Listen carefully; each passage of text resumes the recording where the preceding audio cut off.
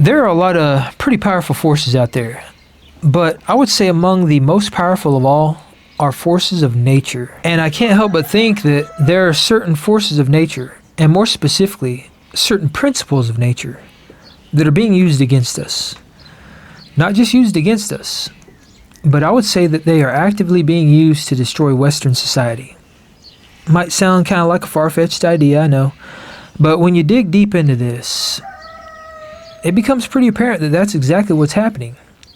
Because for the longest time, I believe that all this bad stuff's happening, like we're becoming weaker and society's kind of in decay because of social media and the internet, because of all the division that's being sown into our lives, all the ideologies and stuff that people adopt, the fact that cost of living is going up, inflation's happening, and I would say just in general, living and life in America, and I would say life in most Western societies, are kind of on a downward trend. And for the most part, that does not seem to be improving. But when you drill down to the deeper meaning of this and what's actually behind it all, it's actually none of those things, because there's something at the core of all of it. And it very much ties back to nature. And I would say the thing that's being used against us, and the thing that is being used to destroy and degrade Western society, is actually identity. It's our identity. That's exactly what it is. And you might be asking yourself, well, how does this relate to nature? They don't seem very related at all. But they actually are. And I'm going to explain this. I promise it's going to make sense. And when you see this, there's no unseeing it. Because when it comes to nature, like I mentioned, there are a lot of very powerful forces out there. But I would say one of the most powerful forces and the most overlooked is the force of a seed, the act of planting a seed. Because one simple seed has the ability and the potential to transform the landscape and make it totally unrecognizable. And in most cases, the act of planting a seed is often seen as a net positive. But there are a lot of caveats there. Because some seeds you plant, and they don't do anything. They don't have any potential to change anything because maybe they're planted at the wrong time when conditions aren't ideal.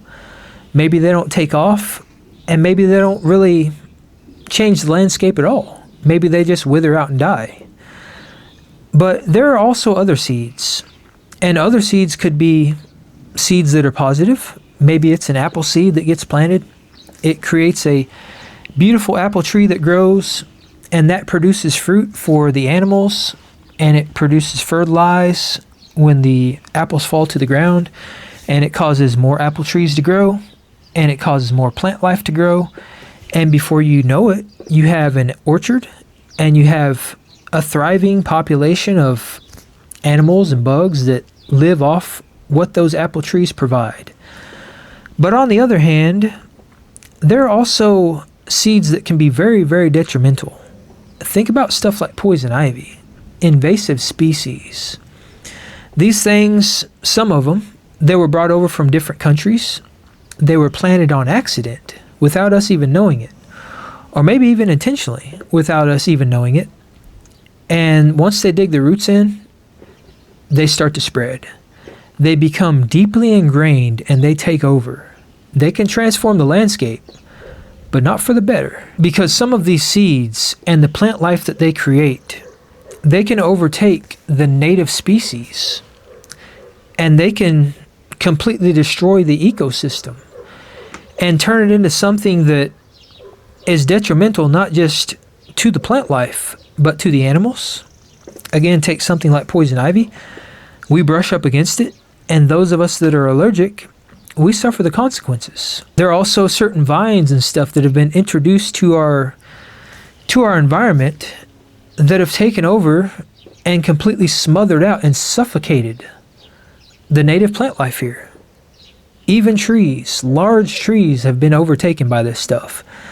So you can see that not all seeds are great, but they are a very, very powerful force. And you still might be asking yourself, well, again, how does this relate to us? How does this relate to it destroying Western society? Think of a seed as an idea, because that's what a seed is.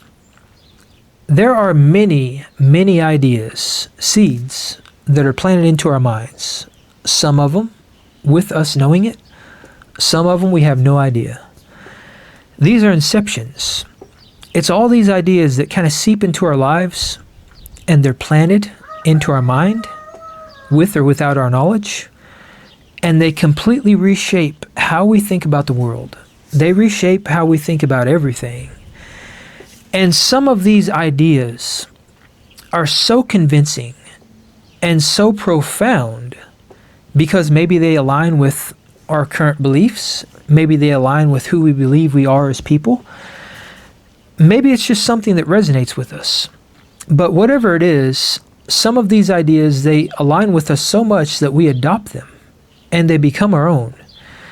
And again, this may be a conscious or a subconscious thing. Some of these things happen without our knowledge. It's just an idea that we adopt, and then all of a sudden we form beliefs around it, or we adopt them into our current system of beliefs. And when these ideas take hold and they dig their roots in and they spread, they can reshape how we view everything. They can reshape who we are as people. So essentially what is happening is some of these seeds are being planted into our minds, and we're shaping our identity around them. And that's all fine and dandy if it's a seed that's going to sprout and be a net positive on us and our environment around us. But if it's a seed that was planted with ill intent, and there was some sort of underlying agenda behind that seed and the reason it was put into our lives, that's not a good thing. And the bad part about this is that all it takes for one of these ill-intended seeds to be planted into our minds and for us to adopt it is for the conditions to be just right, for us to be just vulnerable enough to say, you know what, this doesn't sound so bad after all. Maybe this is what I believe. Maybe this is who I am. And then, next thing you know, that seed has sprouted, it has dug its roots in, and it has taken over our minds. And that has caused us to form beliefs around that idea. It's caused us to reshape our identity around those beliefs. And that in turn has caused us to reshape our reality and turn it into something that now is an invasive species, something that now takes over and has negative consequences on the environment and the world around us, something that becomes systemic and begins to smother out all of the beliefs that we once held. It begins to smother out society as we knew it. And this is how our identity is being hijacked and used against us. And when you really think about this, it kind of makes sense. Because a lot of these ideas are fed to us in a way that makes us believe that if we believe this thing, then we are somehow virtuous. Maybe we're led to believe it makes us right. Maybe we're led to believe that by believing this thing, it's what everybody else believes. So if we believe it, we'll fit in with the crowd. Because we all want to fit in. And from a survival standpoint, it makes sense. Because fitting in with the tribe means survival. It means you're part of something bigger than yourself. And because of that, people proudly adopt these ideas and these concepts. All of a sudden, you become not who you are, but now you're left, you're right, you're a Republican, you're liberal, you're black, you're white, you're he, she, her, him, they, them, and on and on and on. All of a sudden, you become something that society is telling you to be, and you're no longer yourself. All of a sudden, your identity is transformed. It is not yours anymore. It is an identity that is based on an idea, an inception, a seed that was planted into your mind with or without your knowledge. And all it takes is repetition. And if you think about it, modern society is full of repetition. You get on social media and you scroll, it's nothing but repetition. The same people, or maybe even different people, are repeating the same messages over and over and over. That is true in politics. It's true in religion. It's true in the mainstream media. It's true in advertising and marketing and pretty much everything in our lives. And if something is repeated often enough, or if a seed is planted enough times, it is inevitable that that seed eventually is going to take off, it's going to grow, and it's going to spread. And the worst part about all this is that most seeds these days, they're not native. They're invasive species. These are the ones that we don't want in our lives. They're the ones that, when they dig their roots in, they take over everything and they consume everything in their path. And what's left is a shell. It's an empty shell of who we once were. It's an empty shell of society. And then we become trapped in an existential crisis full of people that can't agree on anything. We become trapped in a world that we no longer even recognize, surrounded by people we don't recognize, full of ideas that aren't even our own. They're not even native. This is exactly how identity is being used against us. And it's how it's being used to destroy Western society. And if you really want to see this play out, I encourage you to just stop, take a second, and look around. Look at what the mainstream media is saying. Look at what the mouthpieces of social media are saying. Look at what the government is saying. And the people in charge, our leaders. And pay attention to the seeds that they're planting. You're going to start to notice echo chambers of people all repeating the same thing. And you know you're on the right path when you hear the same words or phrases being repeated over and over and over. And not only are they repeated, you're also being told what to think and how to feel. And you're also going to notice that these seeds are planted at the exact right moment when the conditions are just right to allow them to take hold and proliferate. And that exact moment is when we are weak. It is when we have had fear pushed into our lives. It's when we've been pushed to our limits as far as mental capacity and mental bandwidth. It's when we're exhausted. It's when we're divided. You're going to see a lot of stuff that seeks to do those things to us. And at that moment, when we're divided and our spirits are down, that's when the inception happens. That's when the seed is planted into our minds, because they know that at that moment, that's when it has the most likely chance of sprouting, of digging its roots in and proliferating. But the beautiful thing about this is that once you start to notice the signs, it becomes very easy to know exactly when the seed is going to be planted. It becomes very easy to identify the seed itself, because all you have to do is look for the trends. Pay very close attention to the repeated words and phrases, and really take the time to think about who benefits from you believing this thing.